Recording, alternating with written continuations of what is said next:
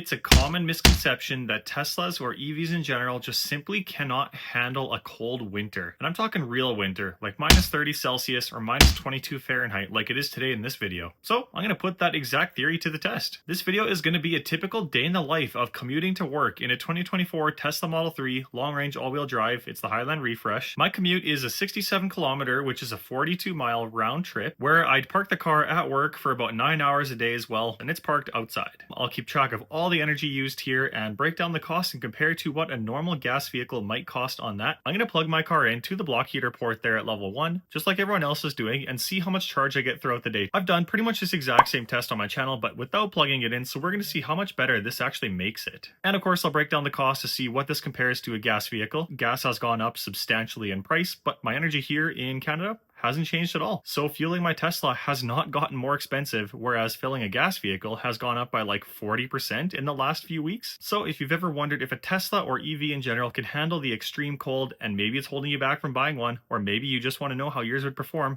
this is the video for you. So first thing in the morning here, 8:04 in the morning, it is -4 inside the car right now. Time to turn it on and see how long it takes to get to 20 Celsius. And just 6 minutes later, 8:10 in the morning, and the car is already preconditioned in the garage, ready to roll. All right, folks, here I am in the car. It is time to begin the test. This is just how a regular owner with an insulated detached garage should treat owning a Tesla. So I let it precondition for about 15 to 20 minutes. Obviously, the car got warmed up in about 6 minutes from sleeping overnight to very warm. And then in the meantime, the car just got to warm up. And yeah, I am totally toasty here now and ready to go. We are going to be using the current drive as well as Since Charge. I will be plugging this thing in at level 1 while I'm at work. That is a part of the test here today. And since it's so cold, I'm going to set my cabin to 20 Celsius. That's 68 Fahrenheit, and I'll have my heated seat on full blast just because that uses way less energy than the heater does, and heated seat is always nice on a super cold day. So I am starting with 69%, and the car thinks that I will get to work, which is about 32 kilometers away, at 58%. That is actually a very good result considering how cold it is. According to my 69% starting, that is only going to be about 11% usage, so I am very curious if that is going to hold. All right, guys, time for me to roll out. How I conduct my tests is I will do a few regular check-ins on the drive-in. I'm going to try to make this a quick one just for the overall efficiency number. Of course, like I said, I have about a 67-kilometer round trip. So each direction to work for me is about 33.5 kilometers. It's about 21 miles each way for you Americans out there, 42 miles round trip. And I will compare this one against my spreadsheet of other drives as well. So I've kept track of all kinds of other drives on this exact same round trip route while letting my car sit for 8 hours at work.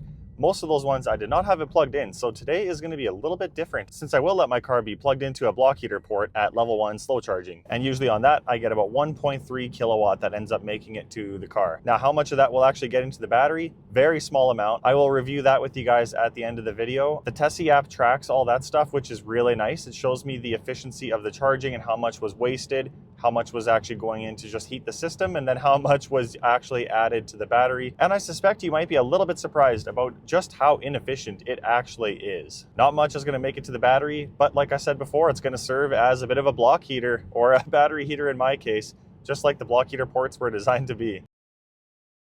Of course, starting an insulated garage is very nice to have. According to my thermostat this morning, my interior temperature of my garage was about -8 Celsius, which is really not bad considering it was -30 Celsius outside all night. And as I slow down here to get to this stop sign to get on the highway, you can see this green bar means I have regen braking. So yeah, that's awesome. I'm getting regen, and here on my sexy dash from Enhance Auto, you can see when it's negative kilowatts, that means I am actively charging my battery instead of using my brake pad. So that is kind of awesome. And I have it fully customized out here too to show me my battery temperature, 11 Celsius, so that's pretty good. Considering how cold it is, that really helps to charge it overnight. So about 7 kilometers into the drive, I've used 2.2 kilowatt hours and an average of 295 watt hours per kilometer. So not the most efficient start to the drive here, but this will go down here over time, and as I get to the city in Saskatoon, it's really going to get better. And I'm sad to report my projected arrival number has gone down to 57%. So now that's a projected use of 12% to my battery pack to get to work here now. 114 kilometers an hour is going to be my number for today. That's a consistency thing with all of my tests, so I'm always going the same speed.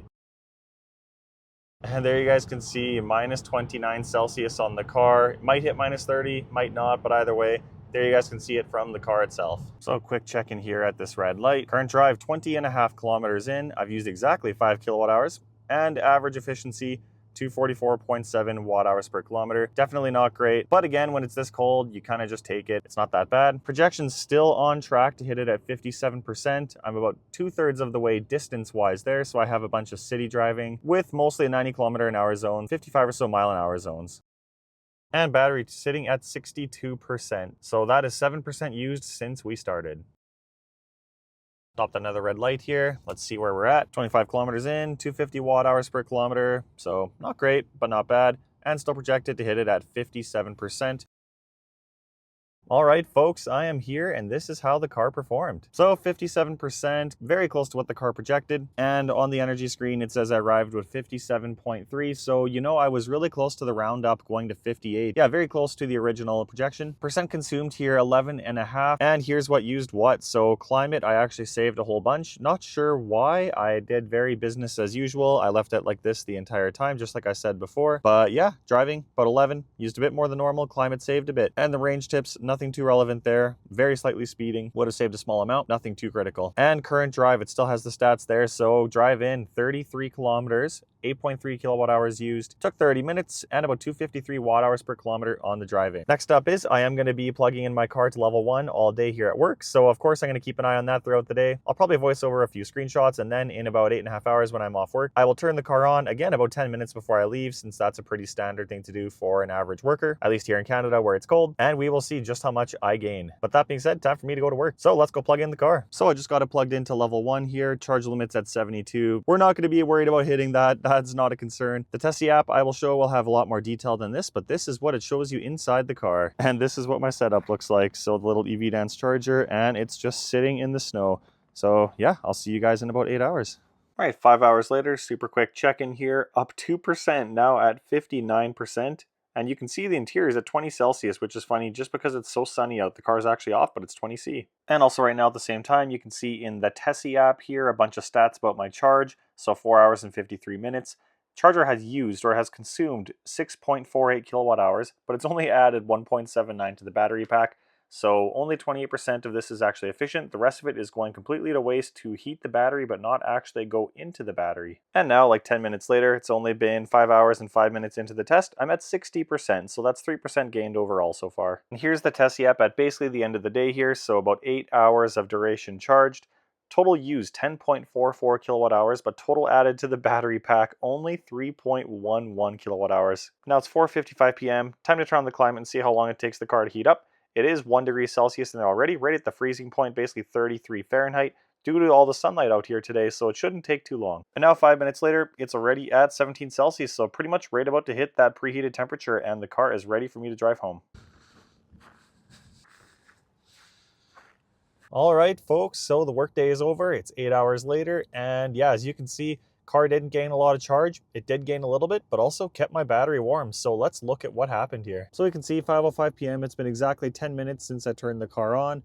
It's not actually minus 16, it's just the car's been sitting in the sun. And here on the sexy dash from Enhance Auto, I am seeing an idle of about 3.5 kilowatt after 10 minutes. And the battery is at 11 degrees Celsius. So yeah, we're looking pretty okay here, considering I am now sitting at 60%. So I did go down 1% after turning it on, but that's still 3% more than what I plugged it in with this morning. Sitting all day in the cold, I've gained a few percent, and my car is nice and warm now for me to drive home. And now I put it in drive. So again, about 32 kilometers home, and it projects I will get home at 48% state of charge. Not bad at all. Considering we are at 60% right now, that is a projection of 12%. And on my consumption screen, it thinks I'll get home with 47.9%, so pretty much exactly 48%. We should get pretty close to that.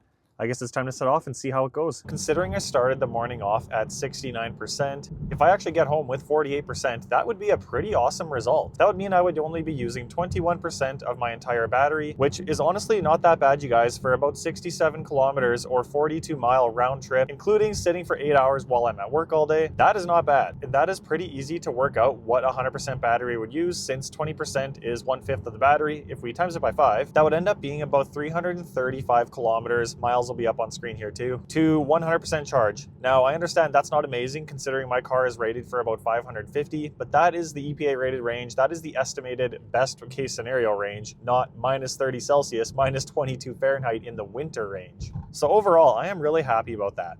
Now, I understand that does mean I was plugged in all day while I'm at work, but guess what? So was everybody else. I would say at least 80% of everybody else's vehicles were plugged in while we were at work. So the Tesla was not out of the ordinary by plugging in. But of course, I have a huge advantage in the fact that within about 3 hours of getting home, my car is going to be back up to my starting number of charge, and the gas vehicle, it's not going to go up while it sits at home, folks. They are going to have to go and get gas at some point. Now, I get that that's not a big deal. It doesn't take that long, but it also costs way more. The cost is something that I will break down at the end of this video, breaking down the cost of what I spent here today versus what another car would spend. But since we're at a busy red light here, I got time to do an update. So about 9 kilometers into this drive, that's around 6 miles, and I've only used 2.2 kilowatt hours. Now, my current drive, 250 watt hours per kilometer. Of course, that's not great, but it's still nice and cold out. The car figures it's about minus 18 Celsius. I think it's probably pretty close to that. And my projection's still 48%, so still bang on that. And we are about a quarter or so of the way home. So around 15 minutes into the drive here, and I'll do a bit of a regen check. So if I let off the throttle, got a little bit of black line there, but a lot of green line, which means I am regenerating power back into my battery. Now here on the sexy knob, also from Enhance Auto, you can see that my battery is at 13 degrees Celsius. That is my manual precondition button, where I can turn on the preconditioning system at any time if I want to, but it conveniently also shows your battery temperature, so that is awesome. I've also got a program to open my glove box and do wipers with fluid one time, and also flash brake lights. So if someone's tailgating you, that BRK button will flash the taillights at them 5 times rapidly. So that is meant to scare off some tailgaters. And that middle one there, that is a same thing, but for my high beams in the front. So if someone's doing something really dumb in front of you, it'll flash them 5 times rapidly. About to enter the highway portion of the drive. I'm 13 kilometers in, 3.3 kilowatt hours used, 16 minutes into the drive, and still at about 248 watt hours per kilometer. That's going to get way worse here since the highway is 110 speed limit. I'm going to go 114 like I did before, which is 70 miles an hour. Projection's still locked in at 48%, and on the consumption screen, it still says 47.9, so we are bang on exactly what the car thought I would do before. Car is now reading minus 20 Celsius, but my battery is reading at plus 14 Celsius, so the car is actually still heating the battery up while I'm driving. Towards the end of my highway portion here, 247 watt hours per kilometer, and yeah, so I'm going to be slowing down here shortly, and tons of regen. You can see here, I'm getting like 63 kilowatt regen. That is kind of massive, guys, even though it's really, really brief. The entire time I'm slowing down, I'm getting, meaningful charge put back in the battery. 63 kilowatt, even for 5 seconds or so. Kind of good. Good enough to immediately boost my trip to 242. So yeah, it's going down every time I have some regen. This goes a little bit better since I'm getting a scrap of charge back in the battery. And folks, my projection has actually gone up to 49%. So now I am officially projected to do better than when I left work. That doesn't happen too often here on these winter tests, but that is really awesome to see that we might actually only use 20% here for an entire workday when the day started at minus 30 Celsius. So far, I have to say, I am really impressed. If we end up only using 20%, it's going to be 21 max, even at worst case scenario. And so that just goes to show that when you plug in your car at work, it does make a substantial difference versus something like a test in my previous videos and on my spreadsheet, which again, I'm going to go over at the end of this video. I might even slap it up on screen here for you guys to look at while I'm talking about this. Those videos all use between 28 and about 33% state of charge for, again, the exact same round trip route as what I do here today. But those ones were not plugged in. Otherwise, everything else was equal in the testing here. I drive the same speeds, I take the exact same route, and I just show you guys how it goes. So if you're able to plug in, not only is your battery system happier since it's not going into the negatives, but also it saves you on energy, which makes an especially big difference if you might not have level 2 at home. Then at least if you have level 1 at work, you're going to be spending less time at the supercharger. All right, guys, I'm a few minutes away from home, so next stop will be the final results of this drive here today. And here I am, made it home. How did the car do? 49%, folks, we did it. Only 20% used for the entire day here today, and 10.9% consumed on the way home, 1.1 less than projected. This is right on the built-in energy consumption screen, and this is how the car did. So apparently my climate saved me a bunch, probably because it was sunny out, and the range tips here, none of this is really impactful. It's like 0. whatever percent, so nothing too interesting there. That last leg of the drive there, 34 kilometers, 7.8 kilowatt hours used, next to nothing, and it took me 32 minutes, 228 watt hours per kilometer, so actually really good, especially considering it's about minus 22 Celsius now. So it's kind of been all over the place on the drive home here. Not that cold, honestly, compared to this morning, but still, of course, minus 22 Celsius. That is kind of cold. So to break down the cost of this drive here today, I'm actually going to compare to an Audi Q3. So as you guys are going to see in a very soon upcoming video, I did have to drive an Audi Q3 for a week while my car was getting some paint work done. Video to follow, but there was an incident, not my fault, and I had to use a rental car. And let's just say I'm less than impressed with an Audi Q3 compared to my car, but I'll let the full video take the details on that one. But the mileage I got on that week of driving the Audi Q3 was about 9.8 liters per 100 kilometers. So I'm going to compare to that here in this video since that car is pretty comparable price-wise and size-wise to a Model 3. That means my drive here for my 67-kilometer round trip would have used 6.5 liters of gas. Now, due to the geopolitical events going on in the world, gas has gone up a ton, and the current gas price is about $1.72 Canadian per liter, which leaves today's cost just to go to work and back at $11.18 Canadian here. That is obviously very expensive. Now in my Tesla, I used 8.3 kilowatt hours in the morning portion and 7.8 kilowatt hours in the afternoon portion, which is a total of 16.1 kilowatt hours used here today. Now when you factor in my energy cost of 14 cents per kilowatt hour, plus I'm adding tax and everything else there, so let's call it 16 cents per kilowatt hour, that gives me a total of $2.57 today for my commute in the Tesla. That's over $9 cheaper than driving the Audi just for one singular day. So obviously that adds up massively if you factor in the course of a month. Stay tuned for that video where I'm going to compare my Tesla to a 2025 Audi Q3 that I got as a rental for the week. And folks, let me tell you, I will never ever be going back to a gas car after that. All right, folks, and here's a pretty detailed look at my spreadsheet. The very bottom one highlighted in green is from this video's test, and I highlighted a few other ones that are pretty interesting to compare to. So you can see, of course, minus 30 Celsius, minus 22 Fahrenheit in this test. It's parked in the garage overnight, just like all the other ones. But I had level 1 plugged in all day at work, and you can see 20% used here today.